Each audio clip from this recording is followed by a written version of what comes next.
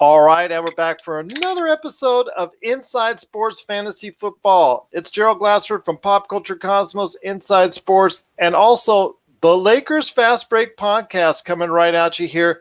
Now, I'm here with a good man indeed. Our Thursday, well, I should say now when you're listening, it's probably going to be Friday or the weekend, but our guy that right here is going to be part of the show again, once again. It is a good man indeed from Inside Sports. You got to check out everything that he's doing on the Inside Sports channel on Podbean and also this show as well. He is the man that goes ahead and previews our week coming up in the NFL. It is Chris Lardieri. Chris, always great to have you back, my friend. Likewise, thank you for the kind introduction, Gerald. Looking forward to previewing Week 3 and what's already been an interesting fantasy football season. Absolutely, absolutely. But I just so funny, just so strange that your co-partner in crime, Charles Smith Jr., where is he at a time like this? He's doing what everybody likes to do as far as a big-time NFL fan. If they're a gambler, if they've got some gambling in mind, he's hitting the streets of Vegas right here on the Strip. So, just all the best to him this weekend. Good luck, as we say here in Las Vegas, before we go ahead and take all your money.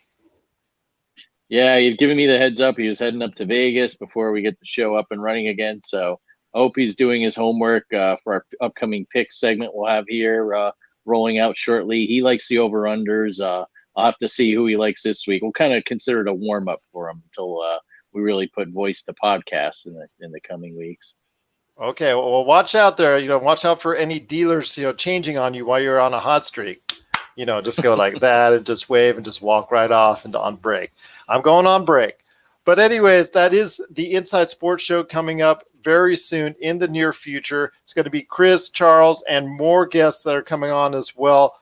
I'll tell you what, but this show right here, we got a lot to talk about, including Week 3. You're the man that we go to for the primer on Week 3 on what's coming up. I know you've been investigating it thoroughly. I know you're very excited for another great weekend of football in the NFL. So I want to hear your thoughts on Week 3. What matchups are you most interested in, or what matchups do you think fantasy football owners this weekend should be most interested in for their fantasy football teams? Yeah, I don't want to be Groundhog Day, but judging by the first 2 weeks in the NFL, I will say it again because I have to. The Cowboys go up against the Dolphins. I think everyone on the Cowboys is a must start. The Jets, who are walking wounded offensively, interesting note, they are 23-point underdogs at Foxborough against the Patriots. I think all your Pats are must starts. We said last week, Sonny Michel. I mean, I think you continue to ride that train. Can I ask you a question here? Sure. I mean, when the schedule makers really just wanted to go ahead and reward the reigning champions, did they give them a cushy schedule or what? Because not only did they have a blowout of Week 1, they had a blowout of Week 2, and with the New York Jets on their third quarterback, they could be on the verge of a blowout in Week 3. Absolutely, and let's not forget the fact that for some unknown reason, the Patriots, defending Super Bowl champions, did not open on a Thursday night. They opened on a Sunday night. Have you gotten an answer on that? I don't know, but let's throw that in there for favoritism. And then, look, a couple weeks ahead, they'll get the Giants. Quarterback now by one Daniel Jones. I believe it's in Week 6. Should be another blowout. So I hope the Patriots enjoy their September and October. Hoping their schedule gets a little more difficult for football's sake. But as we know in the AFC East, win, win, win, win, win, win, win, right? That's for sure, my friend. That's for sure. More like the AFC least right now. That's looking like more and more each and every day. But yes, the New York Jets really hobbling in there. I don't know if you want to go ahead and stick with Le'Veon Bell right now because he's struggling. The whole team is struggling. I've benched Robbie Anderson. At this point, I don't think anybody's going to be a consistent thrower to him, so I don't see him gaining any advantage at all as far as yards are concerned. I mean, at this point, is anyone on the team, on the New York Jets, a viable option at fantasy at this point? I mean, Le'Veon Bell, anybody? No, I mean, I think you're almost forced to play Bell if you use a top 5, top 7 pick on him. What do? You have to play him. Maybe you hope he gets some points in garbage time. I really don't know, but I do get what you're saying. You're not going to get much out of them. It's really frustrating, and I think everyone else is off limits offensively for the Jets. I mean, do you even think they're going to score field goals? I don't. So it's going to be ugly to say the least. It's unfortunate losing two quarterbacks in such a short period of time, but this is fantasy football, and you need to score points. Stay away from the Jets. That's for sure, especially if you're gambling like Charles Smith Jr. is right here in Las Vegas. That's really a that's really something to behold right there for you as far as the easy schedule for New England. But that's great if you have New England Patriots on your team as far as either from a running back with Sonny Michel or receiving or Tom Brady. He's just having an easy time just pitching and chucking right now. It's hard to evaluate if age has caught up to him because he's had such an easy schedule. Absolutely. I mean, we may not see the real Tom Brady until January 2020. And that to me would be, well, it was hard pressed. It's great for fantasy owners because you can ride him as far as with his success, his wave of easy game after game after game up, even into the new year. But for fans of the New England Patriots, you're going to have to wait and see if actually Father Time is still going to go ahead and allow Tom Brady to be at the top of his game for another playoff season going forward, because they're 2-0 already. It looks like they're going to have another great season on hand because of the easy schedule coming up for them. But another game that I'm actually interested in before I get to one of yours, my friend, is Houston at the Chargers. The Chargers are coming off pretty shaky loss when everybody had really had their the number ticketed. I was talking about them as somebody as a team being very strong out the gate. Didn't quite materialize. They're still 1-1, but Houston, they had actually a down game as well. I just was surprised at the lack of performance from from an offensive standpoint. They were clicking on all cylinders on their first game. Second game just didn't quite get it done. I want to hear your thoughts on that. And then also, is there another matchup that you're looking forward to in week 3? Yeah, I think the Texans are definitely beneficiaries of a questionable call by one Doug Marrone to go for 2. I mean, that easily could have been a game they lost. And as we saw Thursday evening, the Jacksonville defense looked like it's woken up. So perhaps that was the issue the Texans were having. The Jags still have some playmakers on D. I do think coming into Carson, California, aka a suburb of LA, will help them. The Chargers always seem to have injuries. They always seem to have trouble with teams that they shouldn't. And I'll go back to the way Deshaun Watson played against the Saints. And I'd like to think, even though the Chargers have that tough pass rush with Joey Bosa leading the way, I do think you start Deshaun Watson here. If anything, I think this could be a high scoring game. Should be another warm one in Southern California. I think that bodes well for the Texans. And honestly, I really don't know with the Carlos Hyde and Duke Johnson. Do they really have much of a ground game? Doubtful. So I think Watson's going to have to throw the ball. On the flip side, Austin Eckler scored another touchdown. I think he's someone you want to start on a week-to-week basis. And, as long as Phillip Rivers doesn't throw interceptions, one thing to keep an eye on is Keenan Allen's health. I have him in one league. Hopefully he plays. As he goes, so does Rivers in the Chargers offense. That's true. He's a very skilled receiver, and I think he's very underrated in the eyes of even fantasy owners as well, as far as his importance to the Los Angeles Chargers. But be nice to Carson. I was born and I lived near there for a good portion of my life. So be nice to Carson. Oh no, I have nothing against it. I just want people to know it's a suburb of LA, because on the it's kind of like when you watch a Giants or Jets game, they talk about the game being played in New York. It's the Meadowlands. It's East Rutherford. We need to be or the Los correct. Angeles Angels of Anaheim, one of my favorite teams. Yes, they're so adamant on trying to keep that Los Angeles in there for so many reasons. They get 3 million people going there to their games each and every season, whether they're bad or good, and they've been usually bad as of late, which is a shame because they're wasting my trout. But they always want that LA in there for some reason. Yeah, once upon a time they were California. What was wrong with that? I like that myself, but hey, it's not my team. I don't know that Artie Moreno does. So yeah, all I say is this: back to the football, though. There is some good matchups out there. I know there's some others that you were looking at for this weekend. Are there any others that, like I said, you're just really think that fantasy owners should point towards to this weekend? Yeah, I'm going to put my money where my mouth is. Went out there on waivers and picked up Peyton Barber. I know Ronald Jones was getting the touches and the hype in Tampa, but Barber had a nice game against Carolina. And look at that. He goes up against probably the second worst defense in football, statistically and in our hearts, the New York Giants. You can blame Eli all you want. This is an atrocious bunch on that side of the ball. So I think it bodes well for Barber.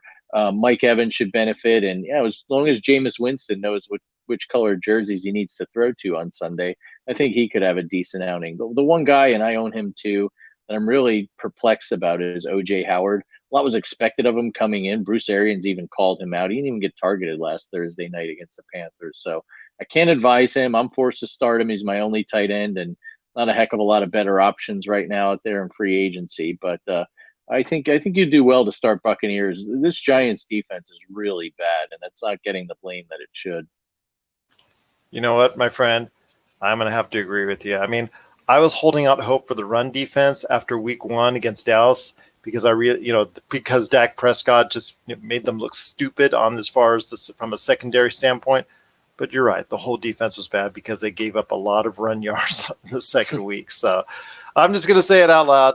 Just like you, the New York Giants defense is just awful at this point in time. So if you're playing or matching up against them either at any offensive position, you really have to consider it. You really should go ahead and start anybody against the New York Giants defense at this point in time. And it's very sad to hear that, because I know you're such a fan of the team in flux right now. Donald Jones is now the quarterback. Eli Manning is sitting out. So rough times for the Giants, my friend. I'm sorry to hear that. I'm sorry to see that, because like I said, I know you're a big fan of that as well. But going on Ronald Jones, I bought into it because Matthew Berry of ESPN had said after week 1 he was the top choice on the waiver wire list.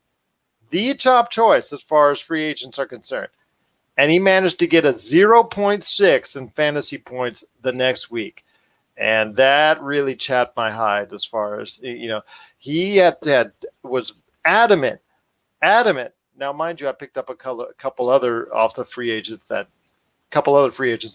did okay for me, but still, I was kind of, and of course, these guys are not always right. None of us are when it comes to the experts, but still, it kind of chapped my hide because, way he was talking about it, it sounded like he knew something, but in the end, ultimately, he didn't. Yeah, we need to have an intervention with you. Listen to our podcast, not Matthew Berry. Look, he seems like a nice enough guy, and he knows his football and his fantasy, but kind of getting tired of his proclamations. I liken him to almost the Jim Cramer of CNBC of fantasy football. He makes these bold predictions, and there's a lot of shtick, and he's appearing on TV nonstop, but if you were to really track and this is an interesting side job for someone out there, maybe we could do it someday.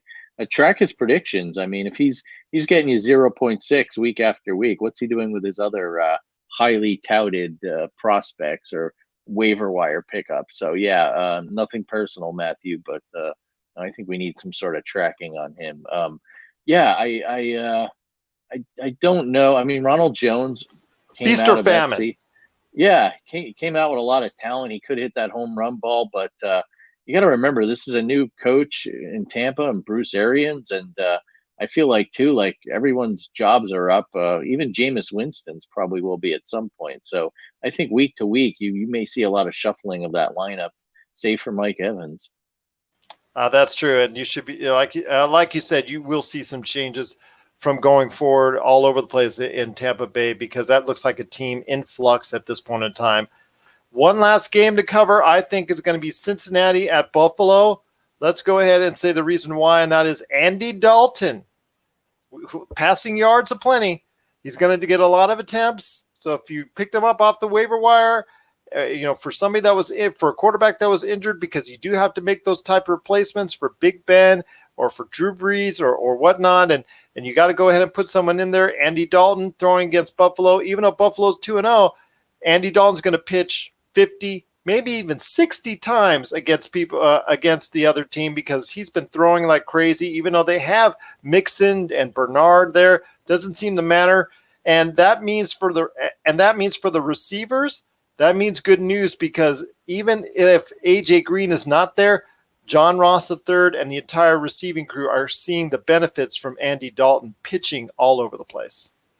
Completely agree. I like what the Bills defense did in the first 2 weeks, but look who they went up against, the two pretty poor offenses in New York / New Jersey, the Jets and the Giants. Another thing to keep in mind, Andy Dalton's much maligned in the NFL and fantasy communities, but this is not a good team. Like you said, he's going to be throwing a lot. They're going to be playing from behind a lot. And with a new coach who apparently, I guess, is from the Sean McVay coaching tree, as it were, they're going to be looking to throw the ball a lot. And maybe the Bills win this game, maybe they don't, but I think it's safe to say Dalton on a week-to-week basis is going to get you some points, and there are a lot worse quarterbacks you can have in fantasy football. I know people want to vilify me for that, but the numbers don't lie. I mean, 2 weeks in, he's been lighting it up on a really bad team that truly misses AJ Green. Top five in passing yards right now. Actually, I believe he's number 2 off the top of my head. So, if you're into yards, he's going to get them for you. You will get the occasional fumble, interception, because like I said, he's going back each and every time out there. So you got to take the good with the bad when it comes to Andy Dalton. But if you need a quarterback replacement for the injuries with Brees and also with Roethlisberger, you got to go ahead, and he's probably a good start. Matthew Stafford's also been a name that Jason Dutch actually floated around as well as far as the waiver wire is concerned. But there are several good quarterbacks out there. Kyler Murray, if you can find him, he's not exactly available. He's not exactly taken up on all the different teams out there. And there's a couple others out there. Josh Allen of Buffalo, I know that he's very high on him. And like I said, right now, there's still some quarterbacks to be found and some quarterbacks to be had. So if you need a quarterback for the injuries that took place, there are still some out there for you.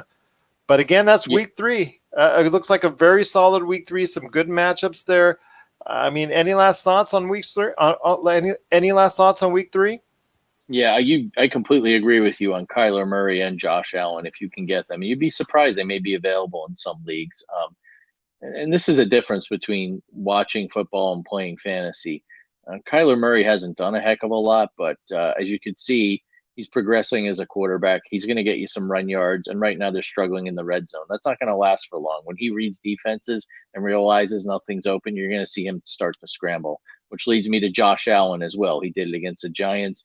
He did it against the Jets. Statistically, might not look impressive, but those yards add up, and he gets you a 3-yard touchdown run, you'll take those 6 points. And he seems to be getting a little more comfortable with the Bills. But I do like guys like that where they may not be the greatest passers, but they got that intangible, that rushing. And I think as the year goes on, I'll just go out on a limb. I think they'll get better. And look, I got Cam Newton on one team. I'm benching him this week, regardless whether he plays. And I'm starting Kyler Murray in his place. Do I think the Cardinals go in and win and he lights them up for 500 yards? No, but I think he can outscore a banged up Cam Newton this week. Just don't talk to the coach about Cam Newton right now, because that's a sore subject. Actually walked out of the interview earlier today in regards to that. So yes, don't talk to Coach Rivera right now about Cam Newton. He's as testy as Pat Shurmur with the whole quarterback controversy with the Giants. Exactly. Once again, I'm on with Chris Lardieri from Inside Sports. You got to check out all the stuff that he's doing with Charles Smith Jr. coming up very soon on the Inside Sports channel.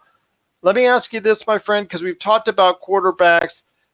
We talked about the ones that are on the waiver wire, but with the loss of Ben Roethlisberger and Drew Brees, arguably in top 10 as far as within the quarterbacks, at least in most people's minds. Maybe Roethlisberger, maybe not, maybe not, maybe not Brees. Brees, I think, was probably a top 5 in my opinion. Roethlisberger was right on that edge of 9, 10 to me as far as in the top 10 quarterbacks that were out there production-wise.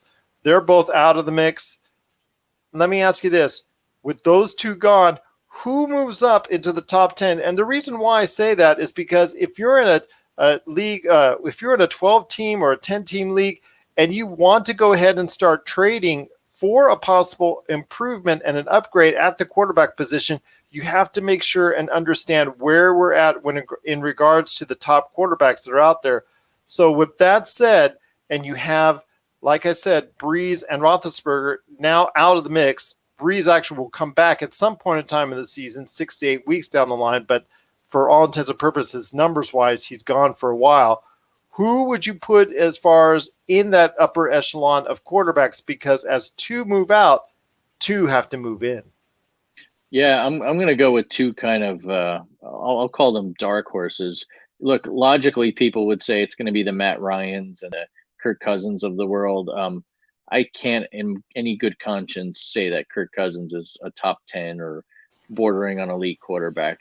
Just look at that interception he threw on 1st and goal in Green Bay this past Sunday. Enough said. The guy will continue to do that. I don't care if he gets paid $27 million a year. He's not elite, and I have family in Minnesota that can vouch for that. But two guys who I think may not right now be there, but I think have the potential to, given the way their teams are playing, and they've kind of been playing with their offense and the coaching, I think that benefits them, are Jimmy Garoppolo and Jacoby Brissett. And I don't think these guys right now are elite, but with the way they're playing and the way their teams, I think, could be playoff or at least wild card contenders. I like what I see so far. Brissett really had a tough situation coming in when Andrew Luck retired abruptly. And I think as the season goes on, I had him a couple of years ago when Luck was hurt, and he was very raw, and he was a good bye week fill-in or whatever. But I feel like he's maturing as a quarterback. Garoppolo had a lot of skepticism coming into the season. A lot of it had to do with coming back from major knee surgery, and then the fact that he didn't look good in the preseason. Well, who does? No one plays enough. But from what I've seen, I know that was the Buccaneers and the Bengals. He looks like he's throwing well. He doesn't show any signs of injury. And frankly, I just like the job Kyle Shanahan does with quarterbacks. And I'm going to kind of bet on the proverbial jockey and say that Garoppolo is going to benefit from this. And I think this is the year we see the Garoppolo that the Patriots, or at least Bill Belichick, was reluctant to give up on. I think he's got some weapons to throw to. I don't know if this team wins the NFC West, but in fantasy football, I don't care. Give me a couple touchdowns. Don't throw interceptions. A few years ago, you remember late in the year, he went on, I think, a 5-0 or 6-0 winning spree when he was named starter, including an upset of Jacksonville. I think that's a Garoppolo we're going to see here in 2019. You and Jason Dutch agree on Kirk Cousins, that's for sure. Sounds like he's a prime candidate for fool's gold. That's something that we talked about last week. It's something I probably want to bring up again, is fool's gold, meaning performers in the fantasy football realm that are playing well above their heads and that you expect them at some point in time to go ahead and come back down to earth. He seems like a prime candidate. Is there anyone else that could be considered fool's gold? It's hard now with all the kind of quality guys being snapped up on waivers. I'll give you kind of a dark horse that I saw some waiver buzz on this past week, and that's Rashad Penny with the Seahawks. I know he got more touches than he had the previous week. This guy was a first-round pick out of San Diego State and didn't really do much last year. It was a disappointment, to say the least. But just because he ran out the clock against the Steelers and an upset in Pittsburgh, by no means do I think he's dethroned Chris Carson. I think, if anything, he's an insurance policy, a handcuff, call it what you want. But I would not go out on a limb utilizing any of my fab budget to pick him up, spend dollars on him, unless there's no running back depth in your league and you're just using him as a hedge against injury to Carson. Understandable indeed. Once again, I'm talking to my good friend Chris Lardieri from Inside Sports. You got to check out his show when he starts it back up again with Charles Smith, coming up here in the next couple weeks on the Inside Sports channel. One last thing to hit you up with, my friend, on the way out, and that was something that Jason Dutch brought up in our last episode 6 of Inside Sports Fantasy Football, and that was defense. He remarked to me that the top fantasy performer of last week was the New England Patriots defense. Now, mind you, it's because they were playing against the JV team known as the Miami Dolphins. But still, I want to ask you this. Defenses can be so up and down. as far as their scoring is concerned. Defense and special teams, I guess, when you actually consider it. But for the most part, it's defenses.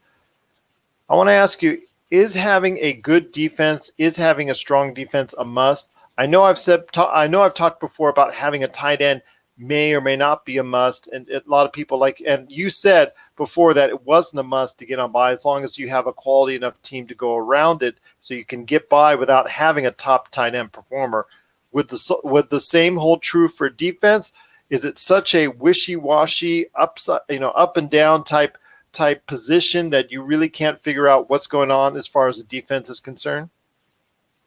Yeah, I think that's the case. That said, I mean, if you've got yourself a Patriots defense or you had the Bears last year, you hang on to them and you ride them out every week. You don't put them on waivers in your bye week. You deal with a cruddy defense for 1 week. But for the rest of us, myself included, I've been doing what's called streaming defenses. Last week I had the Panthers, thought they'd have a good game against the Buccaneers. I was wrong.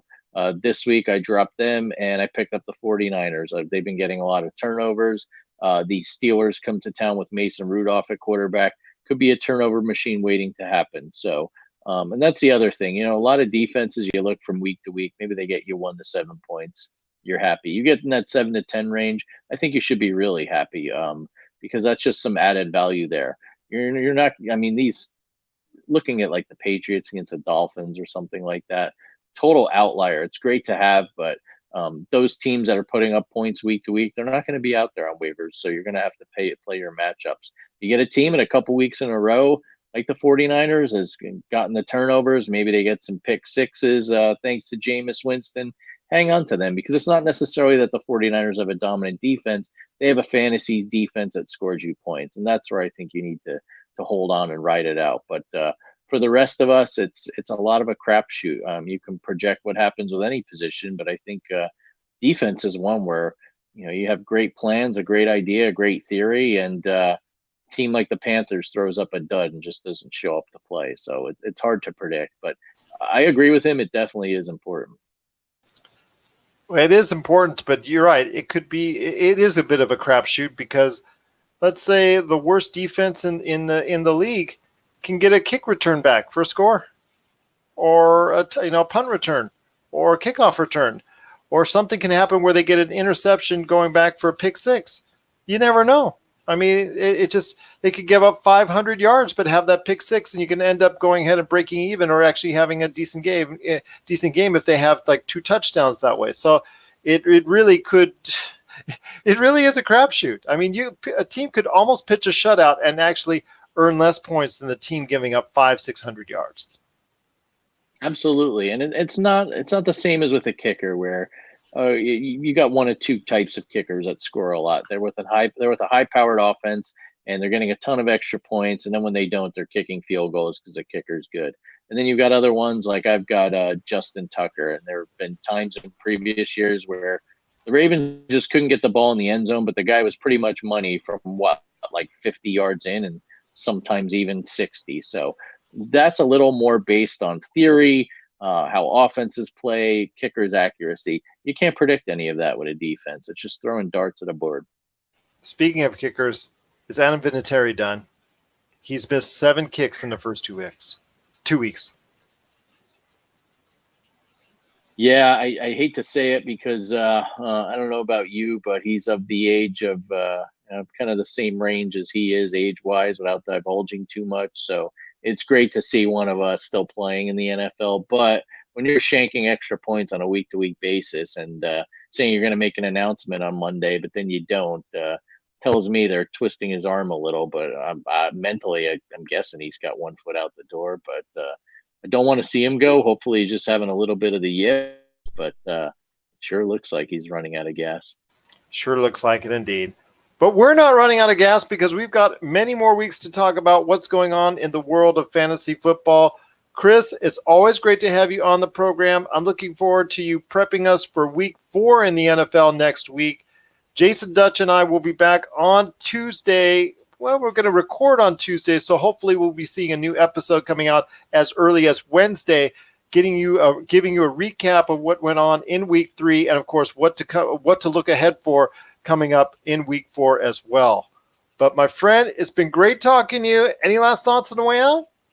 Likewise, Gerald. Follow me on Twitter at Chris L Sports. We'll keep you posted on the new Inside Sports Football Talk podcast coming up. And as always, if you're looking for links to our podcast, thank you. I got a number of people out there have given us some great feedback so far. Feel free to track us there. And thanks again, as always, for your support. I think it's pretty amazing. We know how popular fantasy football is, but it's nice to get feedback. I was talking with one colleague of mine who said, there really aren't any good fantasy football podcasts. I like the job you guys do. And I'm like, well, you're just saying that because you know me. He's like, no, both of you do a good job. You're professional. It flows. It's not boring. So, at least we're doing something better than Matthew Berry, right? There you go. I'm not picking Ronald Jones anymore, even though he is a USC Trojan, and I've always got a soft spot for that. But we won't go there, my friend. If you have any questions for me, though, you can always hit me up at Pop Culture Cosmos on Facebook, or our new stuff. And let me give you a social media update. You can go ahead and email us at isfantasyfootball@yahoo.com. That's isfantasyfootball@yahoo.com. Or our new Twitter account that we just started up this week, and that's going to be Inside Sports FF. That's at Inside Sports FF. Twitter can't just let us spell the whole thing out, so you know how they are. All right, but that's Twitter. Don't get me started. My friend, it's been great talking to you. Again, looking forward to a great week 3 in the NFL. I wish your teams the best of luck this weekend, and everybody listening out there, the same as well. Good luck with your fantasy football this weekend from all of us right here at Inside Sports Fantasy Football.